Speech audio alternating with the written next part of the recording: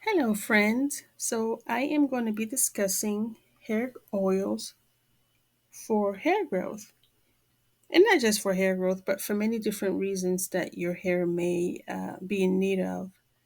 As many of already know, hair oils have been used extensively in many different cultures, such as in ancient Egypt, castor oil has been found to be used there. In India, in Ayurveda, coconut oil, amla, fenugreek, and other oils.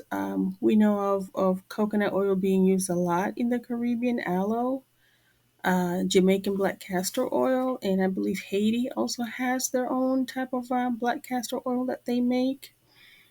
So hair oils has many benefits for your hair and your scalp in treating some conditions as well. Hair oils can help improve scalp health, reduce hair loss, nourish hair follicles, and add shine and softness to your hair. And in combination, you can make certain hair oils at home or you can purchase some high quality ones. So we know that they nourish the scalp, they stimulate hair growth, and reduce hair breakage. And also, in the process, reduce the amount of hair that you lose. And it's normal to shed some hair, but when your hair is falling out in large amounts, then there's something that needs to be addressed. There are several oils that can help stimulate hair growth, such as coconut, castor, jojoba, olive oil, and argan oil. And each of these oils has its own unique benefits and uses. Coconut oil is my go to oil, always has been for my hair and my skin, but mainly for my hair. Coconut oil relieves dandruff, it restores luster to dry, damaged hair. It helps to protect against styling damage. If you use a lot of hot combs and curling irons and use a lot of chemicals, coconut oil um, helps protect the proteins in your hair. Those are the proteins that you lose through washing your hair with harsh shampoos. So, coconut oil can reduce protein loss that can occur when you're washing your hair with harsh shampoos and using chemicals. It can help manage dry, itchy scalp and, of course, dandruff. Coconut oil is easily absorbed. Olive oil as well, but I believe coconut oil is more easily absorbed into your skin and your scalp, into the hair shaft. So, coconut oil will moisturize your hair and reduces the symptoms of scalp psoriasis. And also, castor oil. Castor oil has historically been used for the hair. It has other many purposes as well. People use it internally for other conditions, but castor oil is a long chain fatty acids, and it provides essential proteins and nutrients to the hair follicles, and it prevents inflammation in your follicles. So, aside from being anti-inflammatory, castor oil has a few other benefits. It increases the gloss and the shine of your hair. It increases your hair flexibility because it coats the hair shaft, so that decreases the breakage in your hair. And when you put it in your scalp, castor oil increases blood flow through your by dilating the blood vessels in your scalp. So that in turns increases oxygen and it will increase promotes hair growth. And another oil that is very good in hair care and also skin, but we're talking about hair right now, is jojoba oil. Jojoba oil is amazing. I love using jojoba oil on my skin, but it's also very good for the hair. It moisturizes both hair and skin, and it contains oleic acids that strengthen the follicle, your roots of your hair, and maintain the oil balance. It's also good for oily skin because it is said that jojoba oil mimics the sebum of your skin, so it maintains the oil balance on your skin and your scalp. It is healing, it has healing qualities in it, it helps treat dry scalp and remove flakiness. So if you're dealing with dandruff, any of these oils can help with that, but a combination of them is even better. Jojoba oil treats. It's known to treat eczema and psoriasis of the scalp. It is rich in vitamins B, C. Let's see, also has zinc and copper. So it's very nourishing in strengthening your hair, making it thicker. And another oil that I want to discuss is also olive oil. Olive oil is amazing. You know, we can take it internally, we can eat it, we can use it to help with bowel movements. It just has so many purposes, but it's also amazing for your skin and your hair. Olive oil hydrates your hair, point blank. In order for your hair to remain healthy, it needs moisture. Otherwise, it's going to get dry, brittle, and it's going to break. So, olive oil has a lot of nutrients. Um, if you use a lot of chemicals in your hair, if you use a lot of heating, if your hair is depleted, olive oil is a good oil to use for your hair because it protects from environmental stressors like pollution and free radicals. So when your hair is damaged, it can become more porous, and which means it loses water faster, so it's prone to dryness. So olive oil will coat your hair. It provides a coating to the hair, and it protects the hair from damage from damage by the chemicals in the shampoos and the things of that nature that you use. So, and a lot of people use olive oil as a pre-shampoo conditioner, pre-poo. That's a weird word, pre-poo. But they use it as that because it will coat the hair so that while you wash it, it will not be depleted of its proteins. So olive oil will help your hair retain its hydration. Um, it's a great moisturizer because it is used to extend the elasticity of your hair. It has I think vitamin E, and you see vitamin E added to a lot of hair care products. It has vitamin K. It helps in damage from free radicals that happen to your hair and your skin that eventually lead to oxidative stress and causes your hair to age faster.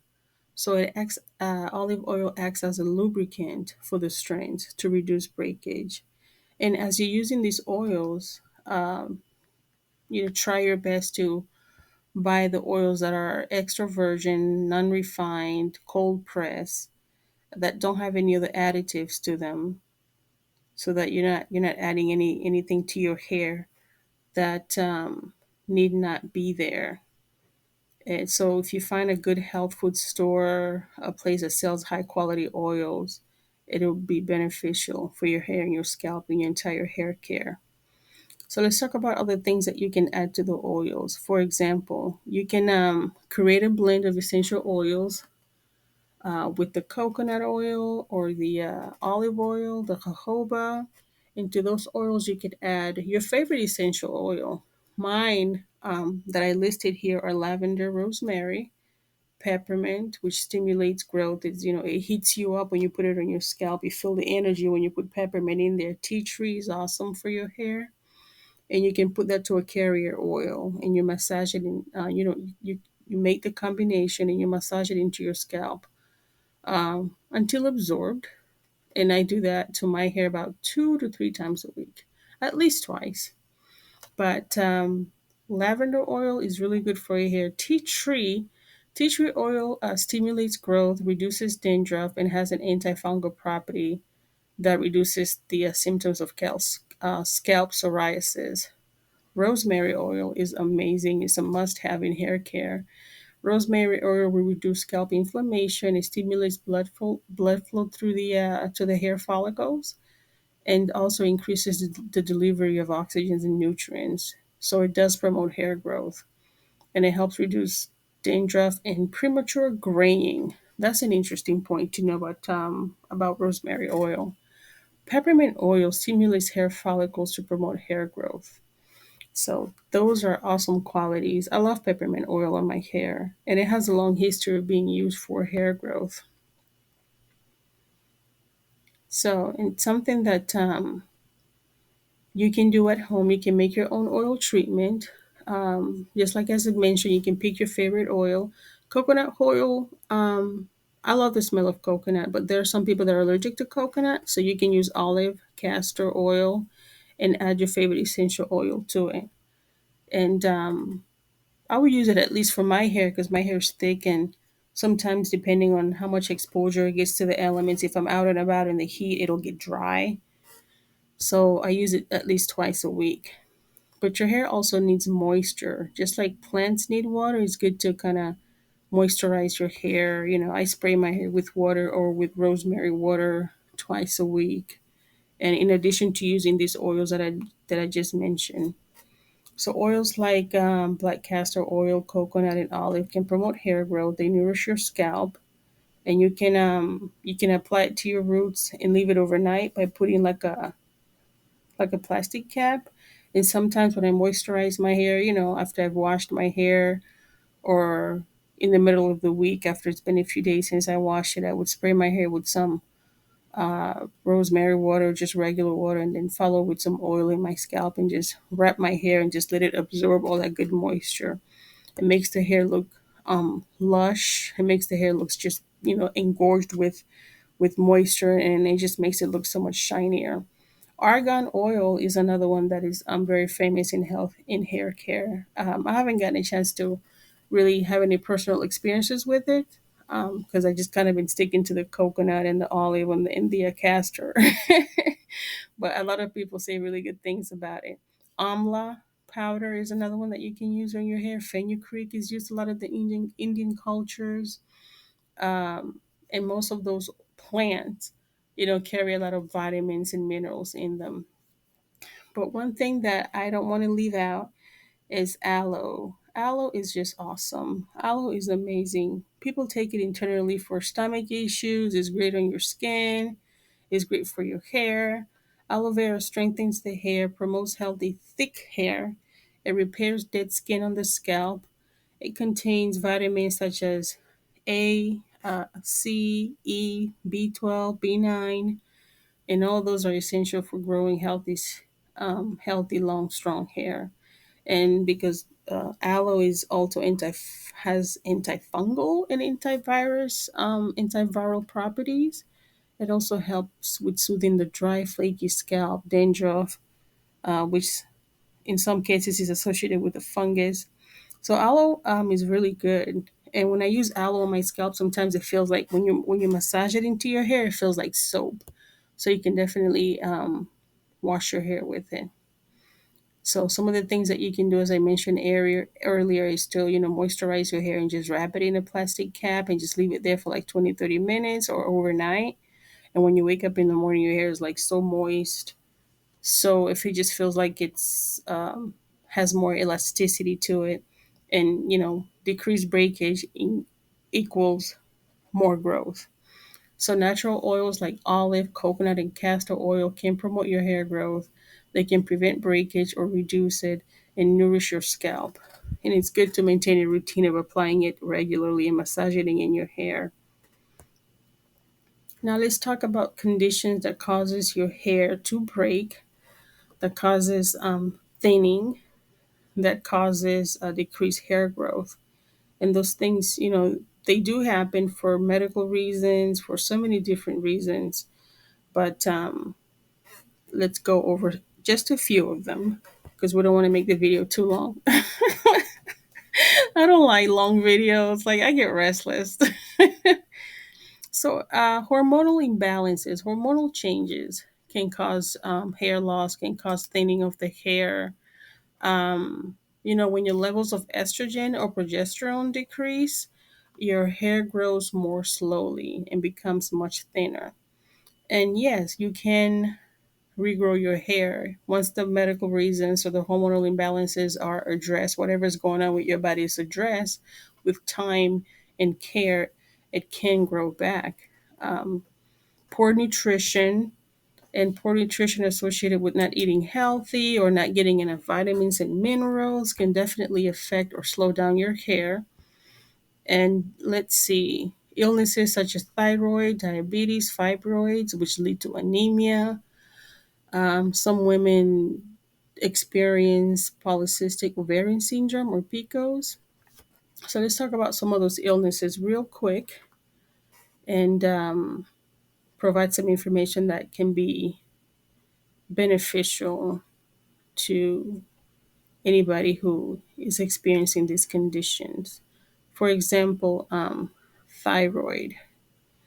When your thyroid, thyroid is very delicate. Thyroid is like such an amazing organ in the body, one of the master glands. But having severe and prolonged hypothyroidism and even hyperthyroid can cause hair loss.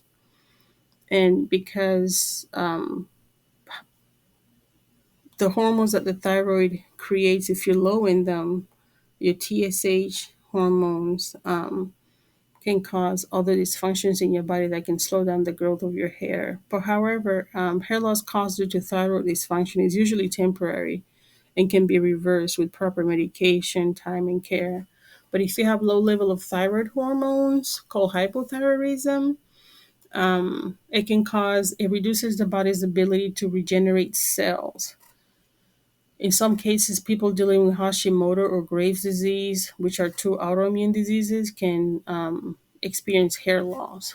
But if you're experiencing anything related to your thyroid that's causing your hair to become thinner, that's something that should be addressed with your doctor. Thyroid gland is really, really important, and anything going on with it should be addressed. And diabetes, boy, diabetes, uncontrolled diabetes.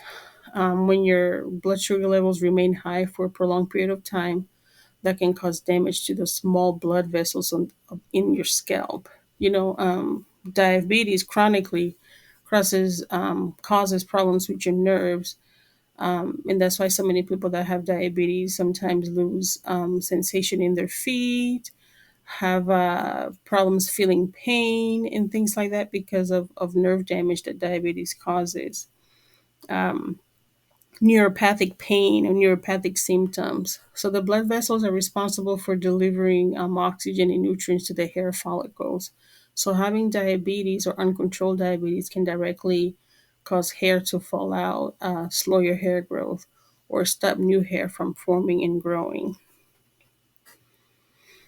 And fibroids are just so problematic, and it's just such an awful thing to go through, especially when it has symptoms such as heavy bleeding that can eventually, if it happens chronically, can cause anemia. So uterine fibroids cause heavy menstrual bleeding, as many women know, and sometimes they last more than 4 or 5 days. And in some women, sometimes they are told that that is normal. And some women also experience bleeding in between periods, and that excessive amount of blood loss every month can lead a woman to become anemic or have chronic iron deficiency anemia. Anemia is when the hemoglobin is low because you're deficient in red blood cells and iron rich hemoglobin that is supposed to go to your blood. So, hemoglobin carries oxygen to the blood, and when that is low and it's not functioning well, you don't have enough of it, you're going to feel fatigued. So it is important that if you're chronically anemic for whatever reason or any reason associated with fibroids, that it be corrected because it will eventually affect the growth of your hair. And of course, we have the last one here that I want to discuss is PCOS, polycystic ovarian syndrome. PCOS can cause hair loss because it is associated with having higher level of testosterone, which affects hair growth. So women with PCOS are vulnerable to alopecia, thinning of the hair, or starting the process of baldness because of excessive amounts of testosterone in their bodies, and in turns causes excessive amounts of DHT. And the cycle eventually leads to many of the symptoms. But one of the ones that we can see more readily is hair thinning or hair loss. So vitamins and minerals that you would need to help you with in your health journey and balancing your health and growing your hair. You have a lot of supplements out there that target skin, hair, and nails. But if you want your hair to be long and healthy, the B vitamins is one of the main ones, like the riboflavin, biotin, folate, vitamin B12, and B12 deficiencies have been associated with hair loss. By the way, vitamin A, which is also good for your eyes, but it's like it. Vitamin A is amazing for hair growth because when your body absorbs vitamin A, it produces sebum, and that's the oily substance that moisturizes your scalp. So having a vitamin A deficiency could result in experiencing hair loss. The B vitamins are very important. Vitamin D. So many women are, especially women of color, are low in vitamin D, which can also lead to hair thinning. Vitamin C, iron, zinc. Being low or deficient in any of those can cause hair loss. Biotin. You see biotin a lot in hair care products. Biotin is like a B vitamin. I want to say it's a B7. I think it's B7. It stimulates the production of keratin. Biotin and keratin. You see those two words a lot thrown around in hair care products and shampoos. Well, biotin stimulates the production of keratin, which increases follicle growth. So, biotin deficiencies are rare, but they can definitely cause problems with hair growth. And you can get it. I think eggs is one of them, fish, some nuts, sweet potatoes. I'm not sure which meats have biotin, but I know fish, eggs, nuts, and some potatoes. Vitamin C is a powerful antioxidant. Vitamin C. Vitamin C is good for so many things. And as a matter of fact, vitamin C helps in absorbing iron if you're anemic, but it is an antioxidant and it plays a very important role in hair growth. So oxidative stress is one of the main factors that contributes to hair loss. So when there's an imbalance of free radicals and antioxidants in the body, that leads to um, the slow that causes the slow growth of your hair. So vitamin C contributes to the synthesis of collagen, which you hear a lot in skincare. It is an important part of hair structure, right? Collagen. Vitamin C enhances the absorption of iron. Vitamin C protects your hair from oxidative stress. And keep in mind the vitamin C deficiencies are rare, but they happen every once in a while. But it used to be more prevalent in like centuries ago. But because we're putting it in everything and, vitamin C rich foods are more readily available, it is rare to see somebody that has a vitamin C deficiency. Another one is vitamin D. Vitamin D is very important, and low vitamin Ds are associated with hair loss. You can take supplements, of course, for hair growth, but the best way to get vitamin D is to be out in the sun. Femur deficiencies in vitamin D are have been known to cause thinning of the hair. And to get more vitamin D, you can get it from fish. I remember cod liver oil because my mom used to give us cod liver oil when we were little, especially during the winter. I guess a lot of kids used to catch colds during the winter. So they would give us cod liver oil and we never caught colds. Oh man, we never caught colds, but that stuff tastes awful, but it was good for you. Vitamin D, cod liver oil, fish, right? Some mushrooms, but be careful with the mushrooms. You don't want to end up eating the wrong mushroom. And of course, the best and cheapest way to get vitamin D is to go out in the sun, go out in the backyard and hang out there for about 20, 30 minutes every day. Vitamin E, you see that a lot as well in hair care products, but vitamin E contains antioxidants. Um, it's has as much antioxidants as vitamin C. Um, there are some people that are susceptible to vitamin E deficiencies, not often, that you hear that, but it does happen.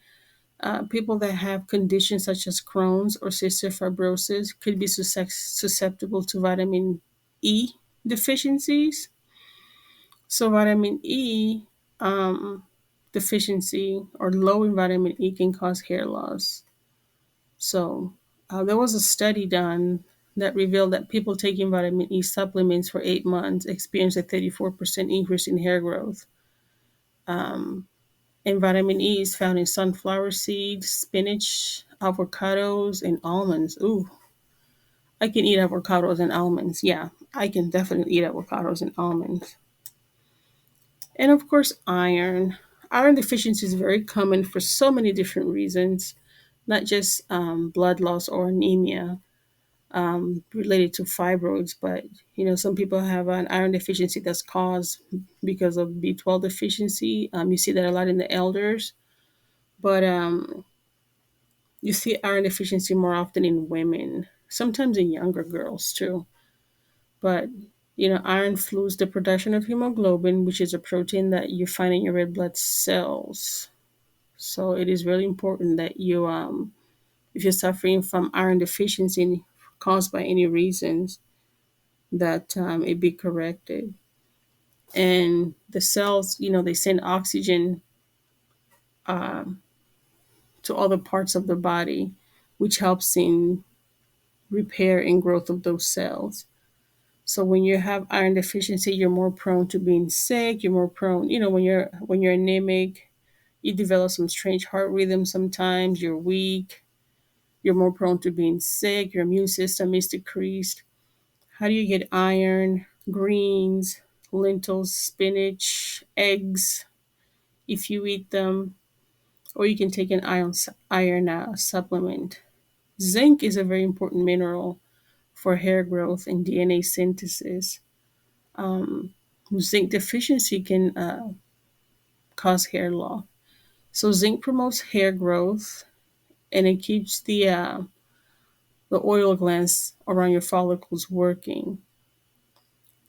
So people who are susceptible to zinc deficiency, drinking alcohol excessively, or people with Crohn's disease, and those with kidney ailments.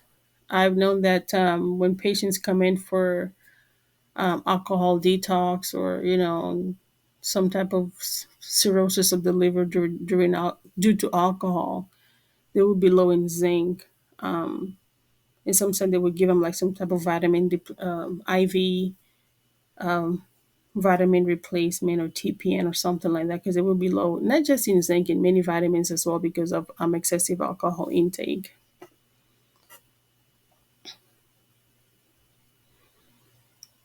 So definitely vitamins and minerals help in your hair growth.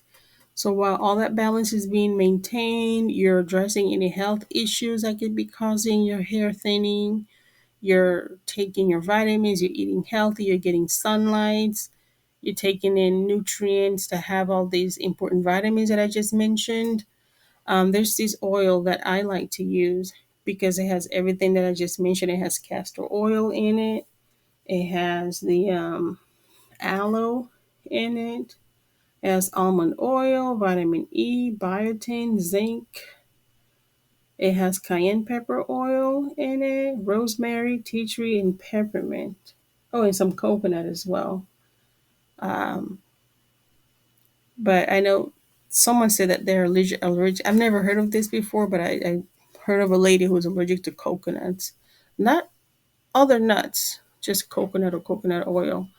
But for some reason, this oil here, um, since it only goes in the scalp, I don't know if the allergy to coconut was just taking it internally, but she didn't say that she had a reaction to this oil by just putting it in her scalp. So this oil is really good. It's light. Um, I've been using it for a while, and when I don't have this oil, I tend to just use castor oil with coconut oil at home with aloe, and just do that. But here's a picture of my hair a couple months ago. And here's a video of some hair growth that it was just crazy how fast my hair grew. And I was just so busy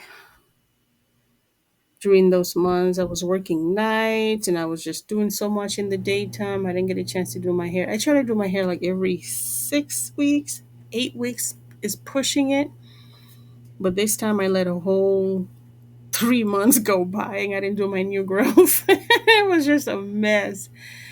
My locks were growing together. I had like, in some areas, I had like 3 inches of hair. In some areas, I had like a whole 4 inches of hair. I had so much hair growth, and I was like, man, I gotta get it together. But that oil is amazing. It's really good. It has really good components on it. It has the Jamaican black castor oil, which in itself contributes to your hair growth. And this is where my locks like everywhere they were just like growing together after it wasn't even 3 months. It must have been like 10 to 11 weeks because it was like March, and then this video I did my hair in March, and then this video I think that was like end of right around tax season, I want to say. Look at the front. The front looks like it's not even locked. Like it just looks like a whole bunch of loose hair. So hopefully you guys found this video helpful. Definitely moisturize your hair. If you don't have any of these oils, you can get some good quality ones um, from your local health food store or online. But spray your hair with water, water it like a flower, and you'll see some good results.